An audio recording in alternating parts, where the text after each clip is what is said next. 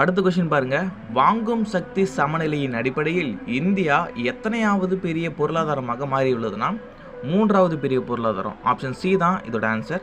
இது எங்கே இருக்குன்னா 10th சோஷியல் புக்கில் பேஜ் நம்பர் 333 இருக்குது எக்கனாமிக்ஸில். இது ஒரு பாக்ஸ் கொஷின். இதை படிக்கிறேன் கேளுங்க.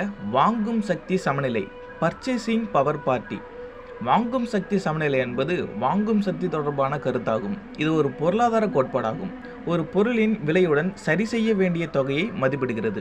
நாடுகளின் வருமான நிலைகள் மற்றும் வாழ்க்கை செலவு தொடர்பான பிற தொடர்புடைய பொருளாதார தரவு அல்லது பணவீக்கம் மற்றும் பணவாட்டத்தின் சாத்தியமான விகிதங்களை ஒப்பிடுவதற்கு வாங்கும் சக்தி சமநிலை பயன்படுகிறது. சமீபத்தில் வாங்கும் சக்தி சமநிலையின் அடிப்படையில் இந்தியா 3வது பெரிய பொருளாதாரமாக மாறியுள்ளது. இதாங்க கொஸ்டினாக கேட்டிருக்காங்க. சீனா மிகப்பெரிய பொருளாதாரமாக மாறி அமெரிக்காவை 2வதாக தள்ளியுள்ளது.